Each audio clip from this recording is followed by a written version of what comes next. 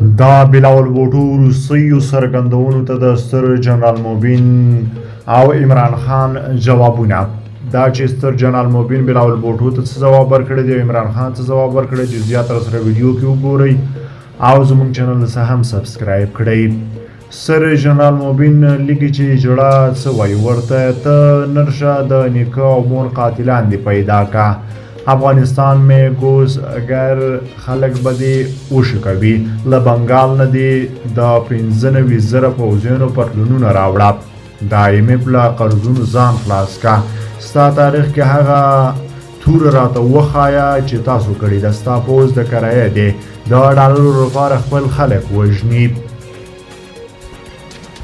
د بلاول بوټو په ځواب کې بیا عمران خان وایي چې په افغانستان کې د عملیاتو په اړه د زرداري خبرداری احمقانه دی.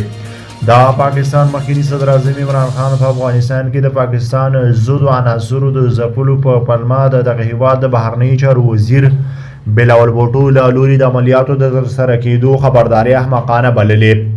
هغه ویلي دي چې په کابل کې د طالبانو حاکم حکومت د دوی دوست حکومت او د داعش خلاف مبارزې لپاره ګټور دی. د هغه په باور د بلاول بوټو خبرې لیونۍ او احمقانه دي. د اسلامي اماراتو حکومت د پاکستان د بهرنیو چارو وزیر څرګندونو ته د تازه خبرداري په اړه څه نه دي ویلي.